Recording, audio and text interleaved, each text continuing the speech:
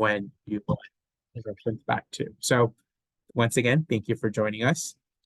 Something just to go over is our code of conduct. This is a safe space, like I've stated earlier. So these are just things that we like to just make sure for you to respect us as we respect you, as well as respecting your future colleagues that have joined us in this session today. So I'm going to just leave it for a second or so just for you guys to read it or skim it, just to observe just our code of conduct and how we are very inclusive at Northeastern. So this is the agenda. We're going to talk about Northeastern in Oakland, College of Engineering specifically, and then we'll open up for Q&A. So without further ado, I'd like to introduce my colleague, Caitlin, to introduce herself to all of you guys. Take it away. Thank you so much. Good morning, everyone. Hope everyone had a lovely weekend. We are starting the day off today just because we had Monday off for Cesar Chavez Day here in California. So this is my Monday, so forgive me for having Monday brain. But hello, thank you so much again, Harsh, for the intro. My name is Caitlin. I'm the Assistant Director of Admissions for our Oakland campus and our graduate programs there. So working with all students about any enrollment questions that they have, admissions questions, and anything of the sort. So if you have any questions after this webinar, my email is linked at the end, so feel free to reach out if anything comes up and you want to talk about something more in depth that I mentioned during this slide deck. So first and foremost, a little bit of an overview about Northeastern. So Northeastern has a bunch of different campuses across the US, the UK, and Canada. We're kind of everywhere. We have a global network. So anywhere that you could potentially be interested in studying, we probably are there. Hopefully it's Oakland, fingers crossed, but who knows? Since we are kind of all over the place, we have alumni in 181 countries. Again, anywhere that you go, you will probably run into someone that knows Northeastern, went to Northeastern, had a family member that went to Northeastern. Oftentimes when I'm at either college fairs or conferences and things like that, I inevitably will run into a good number of people that either, again, have been to Northeastern or know someone that directly went there. We have around 3,000 partners worldwide, and so partners can include people or industries that we're working with on co-ops, research opportunities, experiential network projects, a bunch of different things. So Northeastern, because again, we are kind of everywhere, we have different folks that we work with across the board, which gives you, all as students, a lot of opportunities to tap in to different industry partners in whatever ways make most sense to you and whatever ways you are interested in. So it's a super cool perk of being at such a global institution is that you have resources at your hands in a number of different ways. Last but not least, Northeastern is an R1, so highly ranked research university. So if you're interested in doing research or experiential learning, Northeastern is the place to do it. We are definitely highly funded in those ways, have so many resources at our disposal for students that have different or niche or unique research interests, which is really cool. And then could you go to the next slide? Thank you. So could you go back one sec really quick? Sorry, thank you. So a little bit about the global university. I did want to touch on some of our locations. So like I said, we obviously are in Oakland in California in the Bay Area, which I'll get into a little bit more. We also have a campus in Silicon Valley, which is about 45 minutes south of where Oakland is. So we have two campuses kind of in close proximity to one another. Oakland is a little bit more of a tech and STEM space with some humanities and arts on top, where Silicon Valley is a little bit more tech and STEM only spaces, just because that is kind of the general job market there as well. But as you can see, we have a bunch of campuses up and down the East Coast and the West Coast. We have the Boston campus, which is our biggest campus. And then also on the West Coast, we have Seattle and then Vancouver, which is technically in Canada, but still there. So as I said, we are kind of everywhere all the time. So yeah, and then could you go to the next slide? Thank you. So like I mentioned very briefly earlier, experiential learning. So I wanted to highlight specifically during this college engineering webinar, the ways in which the experiential learning track goes while you're in college. And so this gives a really awesome graph to be able to see where you start in your program to when you will actually engage in experiential learning opportunities. So experiential learning can look like a couple of different things. It can look like co-ops, which are cooperative education programs, and then there's also experiential network programs. And so we'll start with the co-op piece first. Co-ops are paid internship opportunities that you can have as a student while you are in an undergraduate program or a graduate program at Northeastern. Something to note is that they're optional. You're not required to do them while you're in your program. However, they're a huge perk being on top of being at Northeastern. We are actually #1 in the US for co-ops specifically. And so it's a really cool opportunity to be able to test out different interests that you have in the industry or the field that you're looking to go into after you graduate. They range from 3 to 8 months typically in length, and they are typically partnered with a industry partner or an organization partner that your college has. So the College of Engineering has specific co-ops that they may have historically worked with or that you could potentially work with in the future. Students are also highly encouraged to look around and see if there are any co-ops that they are interested in doing as well. So applying to things that pique your interest that maybe the College of Engineering or whatever program you're in doesn't already have a partnership with. Highly encouraged for you to do your own kind of digging and interest in that as well, in addition to the resources and the support resources that you would have through your academic program and your career advisor and things like that. So that's co-ops. And then experiential network programs are a little bit different. So those are called XN projects taking place within the classroom. So those typically will look like also having an industry partner bring in some sort of issue or problem or something that they are facing in their current company into the classroom, and then you and your classmates have about 6 weeks to problem solve and come up with a solution and things like that, giving you again a very hands-on tactile experience with whatever current trends that are going on in the industry, but mostly for folks that don't necessarily have the capacity to do a co-op, which again are a little bit longer in length and typically mimic a full-time job and the time commitment that they take. There are part-time ones available, but typically they are full-time. So for folks that are already working full-time and going back to school, XM projects are a really awesome way to still get that experiential learning without necessarily having to add on a co-op and essentially another full-time job on top of that as well. So 2 pieces, and then going here, so looking at the experiential learning at a glance graph. So you can see there on the bottom, it says your first year. So during your first year, you'll be exposed to different industries and different concentrations and things like that within your major or your program. And then you can see it kind of goes up to experience at your mid-year range and then elevated exposure. And so that's kind of where you start to get a little bit more refined, I would say, in what you're interested in doing. So you get a little bit of hands-on experience there that could potentially look like a research project, that could look like also maybe an XN project and things like that. Elevated exposure is more exposure to the job market and the field and things like that outside of your academic program. And then as you get to that pre-grad level, you can see we hit that experiment and empowered stage. That is where you'll really be testing out a lot of different things around co-ops and things like that. It's a really awesome way that Northeastern supports students through that kind of pipeline of learning and engaging in experiential learning. It's not necessarily just throwing you in the deep end and being like, figure it out. They very much so nurture and support you along that pathway, which is really awesome and gives you that once you get to that empowered stage, you're empowered to be able to engage in these different opportunities with an understanding of yourself, an understanding of the field, and feeling prepared going into it as much as you possibly can, which is really awesome. So do you mind hitting the next slide? All that being said, those are the kind of overarching things for Northeastern. And now we're going to talk a little bit more specifically about Oakland, so Northeastern University Oakland. So for those of you that aren't from the Bay Area or from California or from the US, I'm going to talk a little bit about where even Oakland is in California and in the US.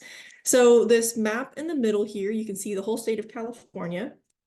The Bay Area, which I just mentioned, is circled in red right there, right by San Francisco. San Francisco obviously is pretty well known. It's a pretty big city. But if we go over to the map in the far right, that's a little bit more of a zoomed in focus on the Bay Area in general. So Oakland is circled again in red in that picture. Oakland is in the East Bay. The South Bay is where that Silicon Valley campus is that I was mentioning that we also have. So you can see again, they're relatively close together. And then we also have, again, San Francisco, which is kind of its own area. It's not necessarily East Bay, South Bay, or any bay. It's just San Francisco. And then we have the North Bay as well. So if you're familiar with wine country, Napa, and things like that, that is up where that is in California. So all within like an hour and a half's drive of Oakland, there's a ton of different things going on. And then the picture in the far left corner is a little bit of a zoom in on Oakland specifically. So where that little diamond or that little star in red is around by the campuses in Oakland. It's in East Oakland. It's in a very residential area, mostly houses and things like that. It's not necessarily downtown or by the lake, which is a really cool space. As you can see here where it says Lake Merritt, it's not over there. It's in a very quiet area of Oakland. It's a beautiful campus, which you'll see some pictures of soon. But also on this map, you can see that Berkeley is right above this. So if you're familiar with UC Berkeley, it's very nearby as well. And so you can kind of get an idea of where Northeastern University Oakland is in relation to a bunch of other things going on in the Bay Area and specifically in California as well. So a little bit of a zoom in there and then go to the next slide, please. So a little bit about the Oakland campus in specific. So now we know about Northeastern, we know about where Oakland is, and now the specific campus. So as you can see in the backdrop of this picture, this is one of our really historic buildings called Mills Hall. So something about our campus that's pretty unique and pretty cool is that historically, previously, the Oakland campus was Mills College. Mills College was due to close due to a lack of funding about 2 years ago. And so Mills College and Northeastern merged. So a lot of the architecture on the campus is very old style art, Spanish Deco, things like that. It's a very, very beautiful campus. It has very unique, again, architecture, which I find really cool. And I think the students find really cool as well. So a huge perk of having a physical campus is we have a lot of resources at our disposal. So that includes, we have a library that has floor-to-ceiling windows that overlook a creek that goes through campus. We have 2 or 3 theaters. We have technically 3 theaters. We have a bunch of different plays and musical performances that take place at those different theaters throughout the year, both student-run plays and then also ones that are done through academics as well. We have sometimes visiting speakers on campus. So about a week ago, we had a Bell Hooks Symposium where Angela Davis came on campus. And about 1.5 years ago now, Angela Davis was also on campus for a separate speaker series for our Peace and Social Justice Week in Oakland, which included a ton of different programming around, I believe the theme was cultivating care, or was that the theme this year? I get them confused. But Peace and Social Justice Week is a huge event highlight at Northeastern, and particularly in Oakland. And so beyond those theaters, we also have a farm on campus, which has Farm Fest, which happened a couple weeks ago, which is really fun. We have a couple children's schools as well on campus.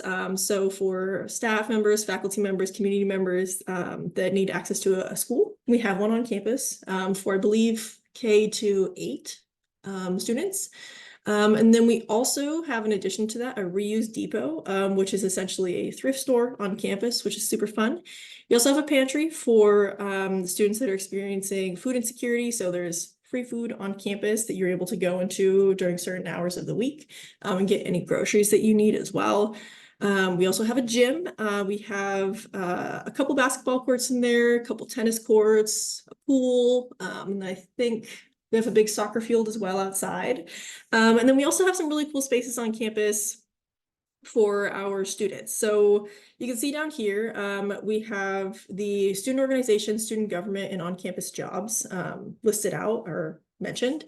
And so something really cool about the Oakland campus is we have Rothwell Center, which houses our tea shop, which is essentially like a restaurant on campus. We also have Cafe Susie, more of a convenience store vibe if I had to equate it to something, but a lot of like grab and go things instead of like ready prepared meals that you can order ahead of time and things like that.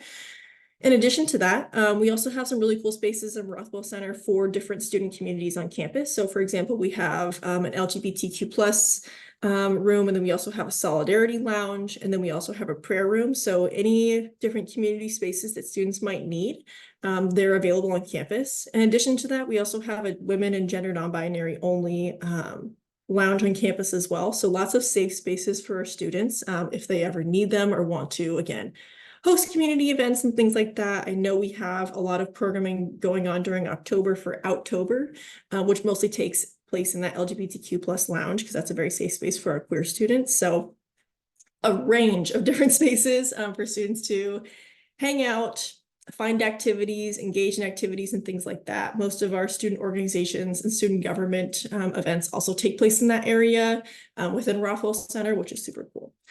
So in addition to all of the fun things on campus, there's also the academic spaces. So would you mind going to the next slide really quick? Thank you. So you can see this picture in the top right. That is our Graduate School of Business building. Like I was saying before, a lot of our buildings are a little bit older. They're a little bit more, again, Spanish Art Deco style. If I had to frame them in any way, I'm no architect though, so I could be wrong on that. So feel free to correct me. But that's, I think, what it is. But like I said, this GSB building right here is one of our newest buildings on campus. It has a bunch of floor to ceiling windows as well, similar to our library that overlooks campus. It's the most updated with different tech and things like that. And it has a bunch of different academic spaces and also community gathering spaces. This building on the right or on the left in that picture has a lot of our guest speakers that also attend and come onto campus. That's where we'll also have our open house upcoming this next weekend in person. So if you're in California, in the Bay Area, feel free to pop by. You'll get a campus tour by myself personally and be able to meet some faculty and staff members on campus as well. So GSB is a gorgeous building. Below that, we have our chapel, which is a non-denominational space on campus. So any religious events, regardless of what they are, can be held there. We also have a chaplain, again, non-denominational, who can definitely offer any spiritual guidance or counseling and things like that that different students may need. That picture in the bottom middle is the backside of Mills Hall. And so again, one of our big academic buildings. There also are a lot of faculty member and staff members' offices in there. That's where my office is. So if you're ever on campus, come see me in there. And then we also have the lawn there, which stretches out across a good chunk of campus. And a lot of students will hang out there during the summer, especially when it's warmer out. Those lawn chairs stay out there all year round. So you'll always see lots and lots of people hanging out there during the day. And then we also have the bottom left picture, which is Vera Long, another academic building with a lot of our staff members having their offices in there as well. And then the picture on the far left that's taking up the whole screen on that side is a picture of our library. You can't see the front of it or the picture of the creek, but trust me when I say it is a beautiful, beautiful space. It is about, I think, 3 levels. Different levels indicate different levels of quietness. So the bottom floor can be a little bit louder. Second floor, you're a little quieter. And then the floor above that, it's silent. So different levels of studying if you're working with a group project and things like that. It's a super cool space on campus. Next slide, please. So housing in Oakland, definitely a big question that comes up. So we do have housing on campus for our undergraduate students only at this time. Something to note, again, that's a little bit unique about Oakland is that we have undergraduate and graduate students. The only other campuses that have that currently are our Boston campus and our London campus. Every other campus that we have in the global network is only graduate students. So at our campus in specific, you'll have mingling of different people there, a good chunk of undergraduate students as well as graduate students.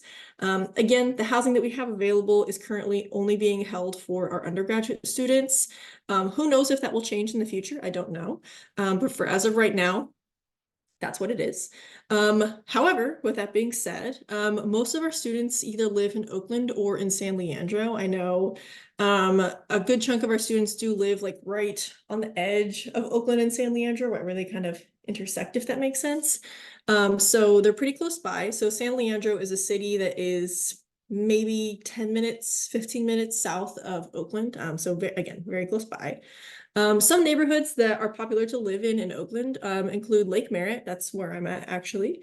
Also Adams Point, Laurel, Fruitvale, North Oakland, like Rockridge and Temescal. And then also what I didn't include on here would be Piedmont, which is a little bit of a more expensive area to live, but it's cool as well. And so all of these neighborhoods are really great. They're all kind of have their own downtown areas and downtown centers. And so you have the ability and availability and the accessibility to walk around if you, for example, don't have a car. There's a ton of public transit as well. So we have the Bay Area Regional Transit, which is BART in the Bay Area. And then we also have buses that travel around. We actually have a bus that drops off right at the gate of the university in Oakland. And then we also have a shuttle that's on campus that takes you to different areas around the city in Oakland, and also sometimes in Alameda, which is a little island right connected to Oakland as well. So there are a bunch of different ways to get around the city. Again, if you don't have access to a car, that's totally fine. Again, we have a bunch of different public transit options that you may need. And fun fact, if you know someone is from the Bay Area, if you refer to it as BART rather than saying you're going to take the BART, it's a very like Bay Area thing, but if someone says the BART, they're not from the Bay because everyone says BART instead. So little trick to remember. So how to find that housing? Great question. I definitely went through this recently. I just moved as well. And so I was also scrambling looking for housing. So there's a bunch of different ways that you can find housing in the Bay. Some typical ways are roomies.com, which is a website that you can make an account on and meet fellow people in the Bay Area or whatever particular city that you're looking to move to that either have a room available in a current house that they're living in, as well as they potentially are just looking for a roommate to then find a place together. The cool thing about that website that I have found is that you can see their different interests and then different things that they're okay with and things that they're looking for in a housemate as well. I would highly encourage anyone looking to live with a stranger to meet with them beforehand in a public place to get to know them a bit or over FaceTime or something, so you get to catch a vibe from them and see if it's a good fit as well. But other places you can look if you're looking to either live alone or rent out a place and then find some other roommates if you know other people that are applying or getting admitted to your program are places like Trulia, Zillow, apartments.com, just different rental sites that you can look for, places that are available. I will say that typically in Oakland, one bedroom apartments range from like very, very small studios being like 1,500 per month to around, I'd say 1,800-ish a month for one bedrooms. So there's definitely a range, but there's a ton of different options out there. And again, Oakland is a really big city with a ton of like very young people. So lots of opportunities for you to be able to find roommates if that's a good fit for you. But again, would highly encourage you to meet them beforehand, just in case. Other things that you can do is also look on Facebook Marketplace. Facebook Marketplace. A lot of people are looking again for roommates. It's a big city, and so some folks will post on there. I know some people that just live in Oakland also use Craigslist. Personally, I'm not a Craigslist user. However, I know that some people have used it and found some success finding housing in the Bay Area. So something to keep in mind. But again, practice safe practices, look out for scams, all those different things. Be aware of if the price on someplace looks really weird, it probably is too good to be true or too outrageous to be true. So just something to keep in mind. Okay, next slide. So, like I mentioned before, experiential learning. I'm going to talk a little bit about experiential learning, particularly in Oakland. So, Oakland has a number of different experiential learning opportunities, including one that I'm going to highlight right now, which are e-treks. So e-treks are experiential treks that take students to some of our local campus partners to hear staff at that company speak about their experience with the companies, as well as hear from the company's founders themselves sometimes. And so this happened about, I would say, I think around 3 weeks ago, 3 weeks ago, I think. Yeah. And so it's a day at the campus where students can sign up prior to the e-trek day for whatever company that they want to visit. And so let's say, for example, College of Engineering students want to go check out something happening at Chabot Space and Science Center. And so ahead of time, they would sign up to go check out this space. And again, like it says here, you'd be able to talk to staff at that company or talk to, again, potentially the founders, maybe not so much for Chabot Space and Science Center, since it is a museum, but maybe something a little bit different, like Heirloom Coffee Roasters, since that's a small locally owned business. And so you're able to talk to them about, hey, what did they study? What was their professional or academic journey that got them to where they are?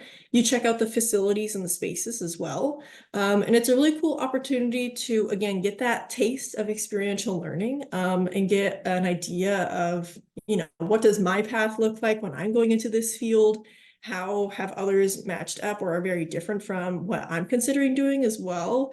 And gives you a really great perspective around what you want to do once you leave. A lot of these companies really enjoy having our students there. Most of them, or all of them, but all of their companies really like having that interaction with students because it's really cultivating the next generation of employees and staff members and things like that. And especially connecting with local organizations is a really cool opportunity to see if you're considering living in that area after you graduate, what the market looks like, and to be as prepared as possible when you graduate. So again, Northeastern is very invested in being able to empower you, again, thinking about that graph before, empower you to be able to enter the professional space with as much experience, knowledge, perspective, and things like that as you can. And e-treks is a really great way that they do that. So go on to the next slide. So with all that being said, we're going to talk a little bit about the academics now in Oakland. So obviously, all of you know that we have some College of Engineering programs. So we'll start there on this little slide. So we have our MS in Information Systems and MS in Information Systems Bridge. For those who were not super aware or super familiar, bridge courses, and also you can see the MS in Computer Science align. While they're two different programs from two different colleges, they're similar in the ways that they are really great programs for students to be able to do either an academic or a career pivot. So for students with a different academic background, so for example, I was an English major in college, so if I wanted to get an English or an engineering degree, I would have to enroll in a bridge program because I know nothing about engineering. And so that program would be a great fit for me because it gives you the foundational courses and foundational knowledge to be able to finish out your degree. They are a really great opportunity, again, for those who maybe are doing something in a different space now professionally or looking to career pivot into something else. That is a really great program to do that. And so going through the rest of our programs here, we have our MS in Computer Science and MS in Computer Science Align. Again, another kind of, again, different program, but similar in that it helps students pivot to a different career if they're interested. We also have our College Professional Studies, MPS, which is a Master's of Professional Studies in Analytics. We have our College of Arts, Media, and Design, which is a MS in Game Science and Design. This program has actually also a physical space on campus called an XR Lab, which has state-of-the-art technology, both virtual reality, VR tech, as well as state-of-the-art hardware and software for students that are looking to or needing space to design their games. A lot of students on campus actually use the XR Lab as like the classroom to be able to design their projects and things like that, which is super cool. We also have a College of Science. We have two programs there, an MS in Bioinformatics and MS in Biotechnology. And then last but not least, we have our College of Social Sciences and Humanities, Masters of Public Administration. We recently did a really cool event last Friday with our community to community department as well in Oakland. So That looked like partnering with different nonprofits and local government representatives and doing a conference/town hall type situation down in downtown Oakland. A lot of our faculty members were there. So it's a really cool way to connect with our local community in different capacities if that's what you're interested in. And also, again, get different experiences, different perspectives that maybe you don't necessarily have or have had in the past. So those are our major courses in Oakland. And then if you could go to the next slide. So again, specifically talking about the College of Engineering, since that's why we're here today, our MS in Information Systems and MS in Information Systems Bridge. So next slide, please. So these programs are at an intersection of different things. So as you can see, we have IT management, business complexity, and then software methods and tools and engineering. So it's a really great way to kind of situate yourself really well, being able to get a little bit of something from everywhere, if that makes sense. They definitely are trying to cultivate you holistically within the information systems field. And again, trying to empower you and prepare you to go into the job market after you graduate. So, and then next slide. All right, so a little bit about the admissions requirements. So if you've heard everything today and you are like super interested in Oakland, it sounds like an amazing place, which I hope you are. These are the different things that you need to include in your application. So as you can see here, we have an application waiver currently. It's highlighted in yellow. It's Apply COE 2024. If you are looking to apply, definitely make sure to use that because it will, again, waive your application fee, make it totally free, which is great. And so in addition to that, for your application, you need to include 2 letters of recommendation. I would definitely recommend at least one of those being someone who can, in some capacity, speak to your academic achievements or your academic prowess or research experience or something like that. In addition to that, you need to include your unofficial transcripts. If you are offered admission, you would need to submit your official transcripts after the fact, but that's later down the line. So if unofficial transcripts are usually free to get from your previous institutions that you attended. So that's great. And then in addition to that, you would have your statement of purpose, different from a personal statement. If you have any questions on how to approach that or having any issues with it, I would definitely recommend reaching out to the COE grad admissions at northeastern.edu inbox because they can definitely help you out and help you navigate that, as well as myself. If you have any questions, feel free to reach out because figuring out your statement of purpose can sometimes be tricky if you've never done one before or don't know anyone that's done one before. It's really helpful to sometimes bounce ideas off of other people just to get an insight of like what those look like sometimes. In addition to that, also include your resume. And then for right now, we do not require the GRE, which is great. So if you've done it, cool. If you haven't, also cool, no worries. You're more than welcome to attach it if, again, you've already done it, but if not, no worries at all. And then for our international students, also including your English language scores, so your IELTS, your TOEFL scores, or your Duolingo, any of those are also required in your application. So I'm going to let this sit for a second. Feel free to take a screenshot if you are like, I got to remember this, or just in case. Let it sit for a second just in case.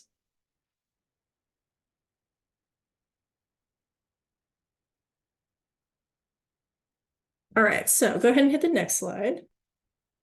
So again, that fee waiver, save it, take a picture of it, write it down, commit it to your memory, never forget it.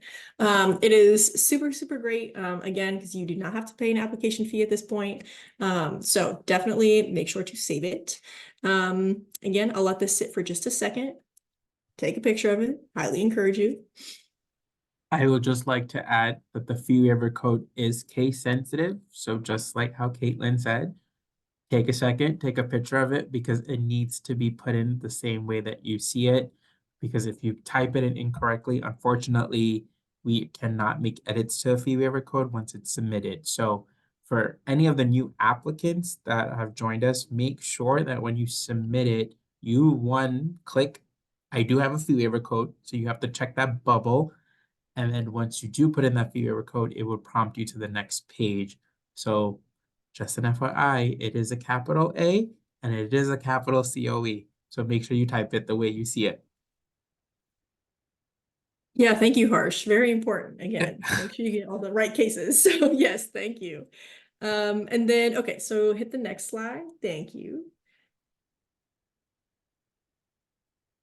So last but not least, some prospective student deadlines. So first and foremost, we hope that you submit your application using the fee waiver right as it's listed out. And then so looking for fall 2024, June 1st is the international students outside of the US deadline. And then August 1st is the domestic students and international students inside the US deadline. So you have some more lead time for that. June 1st, obviously, for international students outside the US to sort out any paperwork or forms that you need to fill out, giving as much time as humanly possible to be able to do all of that. And then looking for, let's say if you're like, I don't know if fall 2024 is going to work for me. There's also a spring 2025 admit period as well. So the deadlines for that include September 15th for all international students, including inside US and outside US, and then December 1st for domestic students. So again, if you're like, I don't know if fall's going to work, you have time and you're able to start in the spring. That works better with your schedule, academic journey, professional journey, and things like that. Definitely also take a picture of this. I'll let this sit for a second as well, just in case.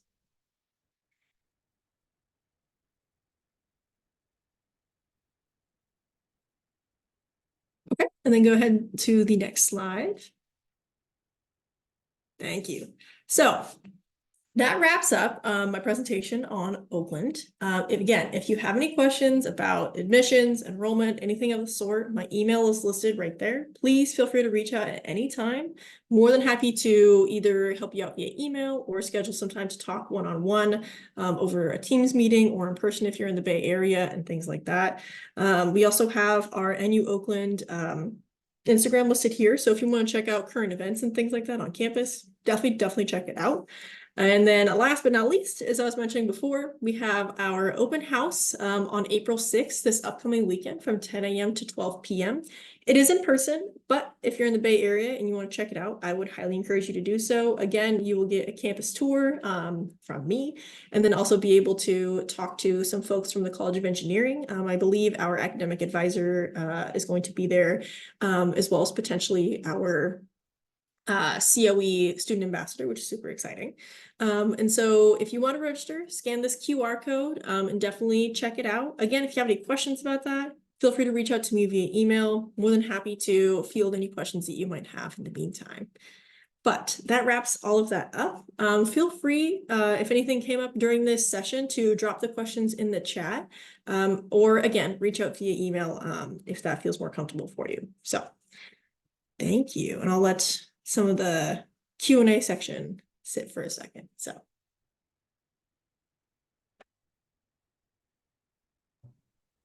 Thank you so much, Caitlin. I know we have a student ambassador that's in our session, so let me just find them.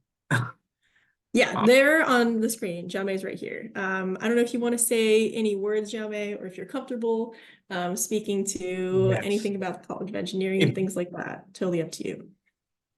That would be great. Hello, I'm Xiaomei.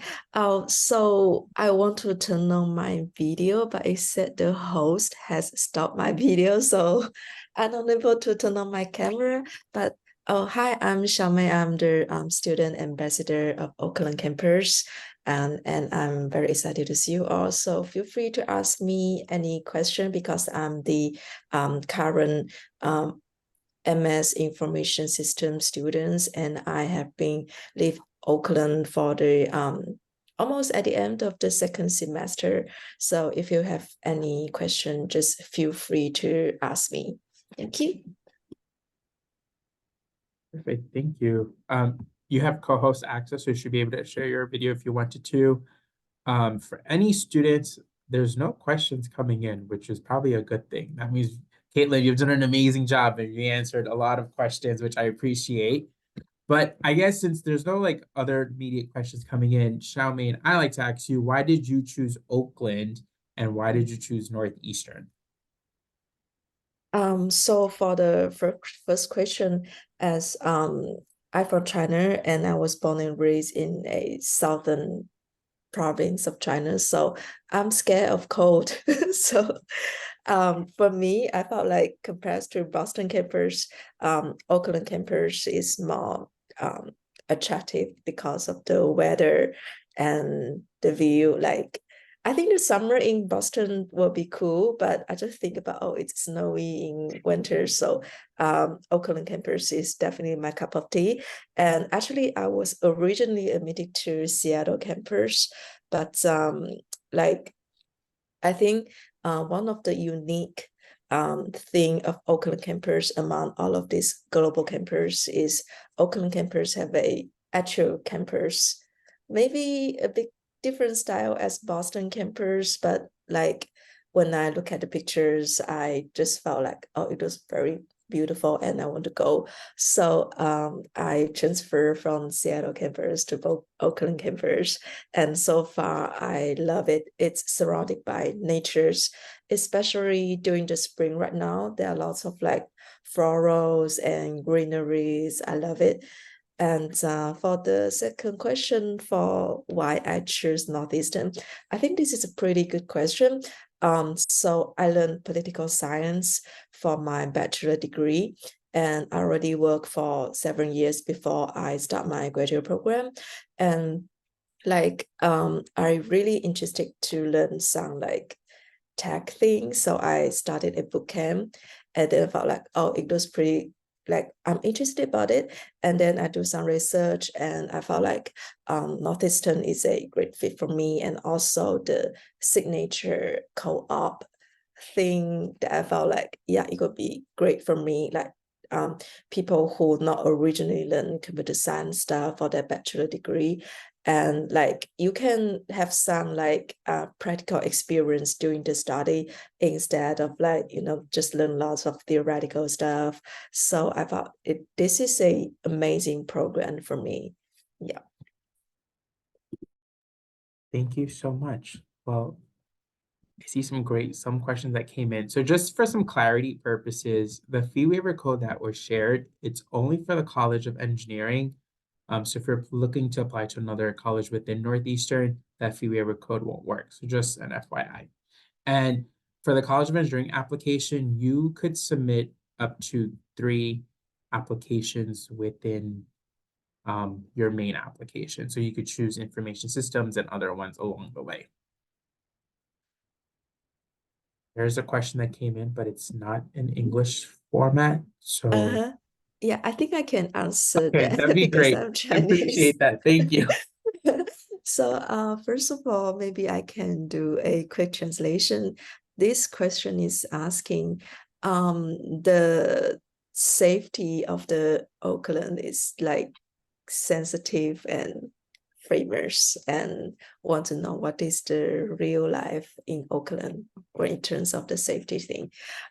So yeah, I think as an international student and also someone who live in China for my past like 20-ish years, I can answer this question. So at the beginning, I have the same thing in my mind because of the news. And I'm pretty concerned before I moved to Oakland. And the first week, I just Uber everywhere. And then to the next week, like my classmates and my friends, like they asked me, like, hey, let's go out. Like we can just use bus, the public transportation. And then we took the bus to Emeryville because in every meal there are like Target, IKEA, and Best Buy, I guess. Like there are lots of like shopping stuffs there and also a theater called AMC. And then I felt like actually it's okay. And like after that, I feel comfortable to just take the public transportation, to just going around Oakland and also go to San Francisco. I think it's pretty convenient if you like go to San Francisco, just use the AC transit. Like you can take the NL at the school and then go to the Salesforce Transit Center in San Francisco. Is very convenient. But I would say during the evening, like better to hang out with friends, like if you hang out alone, like, I mean, as a female who like originally from Asia, like I felt like you need to have a sense of safety because when you hang out in the evening alone, like don't just use your headphone, your headset, and don't know what happens surrounding you.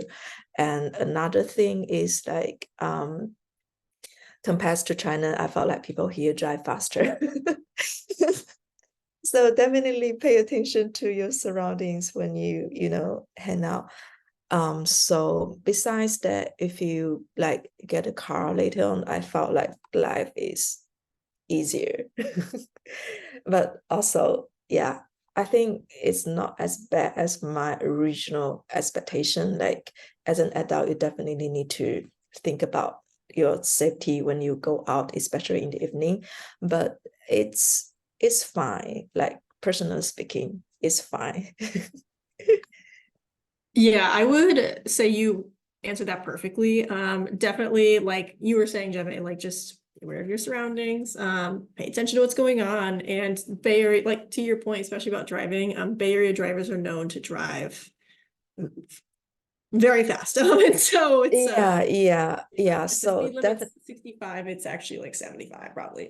So that's yeah. something to keep in mind, for sure. But yeah, I really appreciate you sharing your experience, particularly as a student. I think people really appreciate hearing, especially international students, like what your experience has been. So thank you so much for doing that, by the way. Thank you so much. That's definitely a concern that we often get is safety on campus. And I know Northeastern does a lot of efforts to make sure students are safe. I know they have like security guards throughout campus walking around. Some buildings also you need access through your ID in order to like access a building, for example, a library or just a general space. So definitely it's just something that we monitor at Northeastern and we're very proactive. So we definitely want students to feel safe.